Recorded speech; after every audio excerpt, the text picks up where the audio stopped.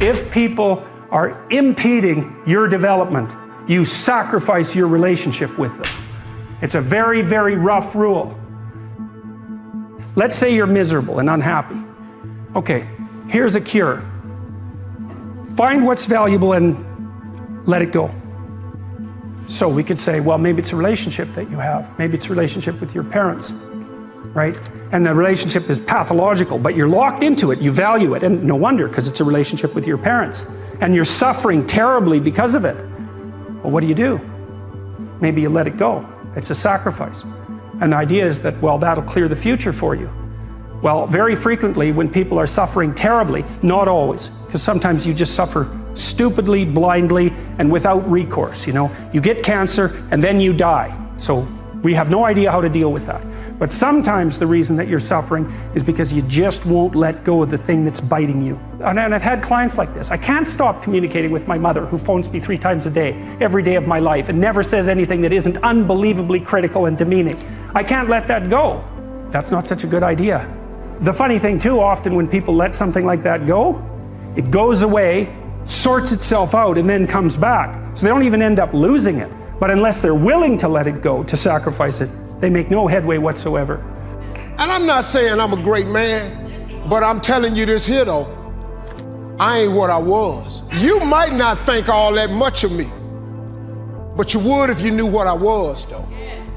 If you'd have saw me when I had a severe stuttering problem and I couldn't talk outside my house, you would think much of me if you saw me when I flunked out of school. I'm on my 3rd marriage. You would think a whole lot more of me if you knew me when I was living in that car for 3 years.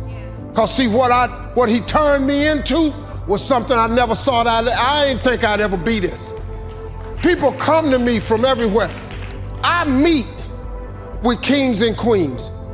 I was in Botswana with the president and the first lady of Botswana. Then I met the crown prince of Abu Dhabi.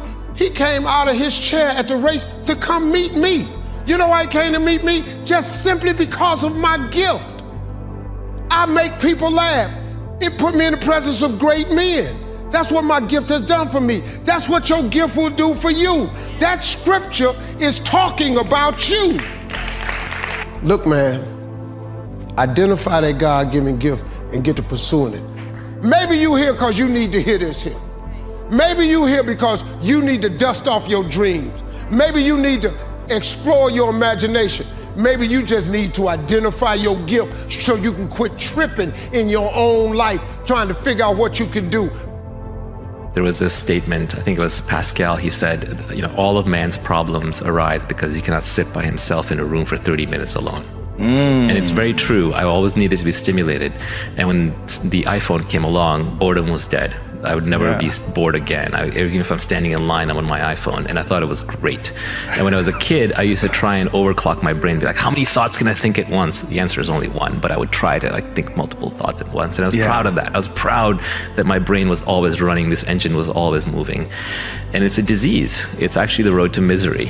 And now that I'm older, I realize you actually want to, again, rest your mind. You want to learn how to settle into your mind. And now I look forward to solitary confinement. You leave me alone for a day, it'll be like the happiest day I've had in a while. And that is a superpower that I think everybody can attain. The superpower of learning to be alone and enjoying it. Yeah. As much as you want people to agree and you want the people around you to be supporting your dreams and all, it's not going to be like that all the time. You got to do it alone. And people will help you, and when you get the ball rolling, people will jump on. But if you don't believe, nobody else is going to believe. People come along because your belief is so insane, that your belief is so strong, that makes people be like, yo, this crazy. Yeah. Following your dreams is a lonely, solitary, scary, dangerous pursuit. You can't wait for somebody to think you can do it.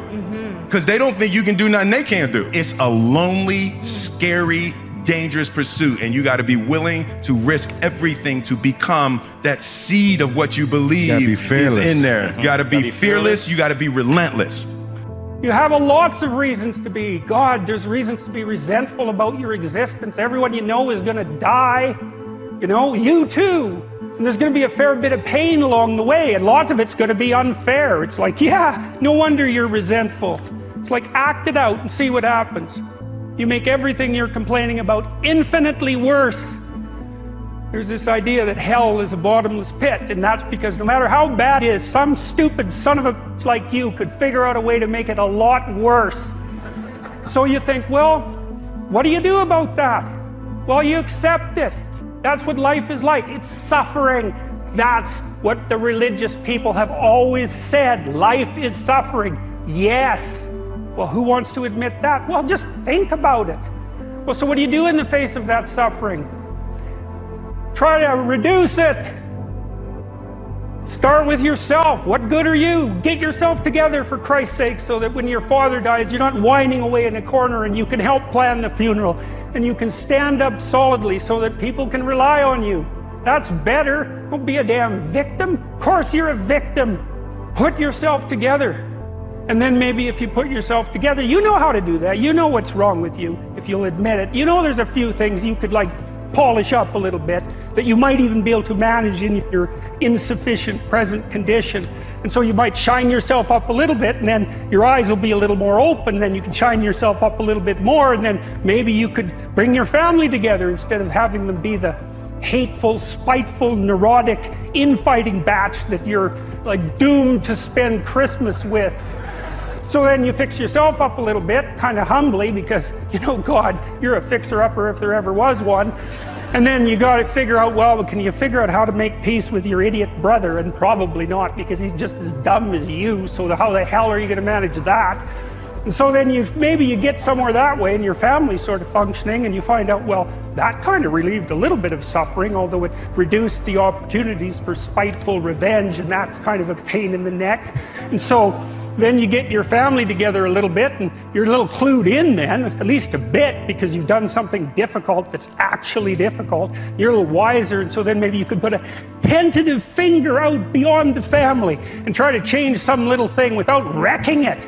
It's like, our society is complex, and we teach our students that they could just fix it. It's like, go fix a military helicopter and see how far you get with that. It's like, what are you gonna do? You're like a chimp with a wrench. Whack! Oh look, it's better! It's like, no, it's not better. Things are complicated, and to fix things is really hard.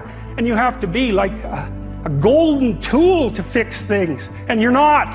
And that's the other message of the West. It's like, how do you overcome the suffering of life? And I'm not saying it's only the message of the West. How do you overcome the suffering of life? Is be a better person. That's how you do it. Well, that's hard. It takes responsibility.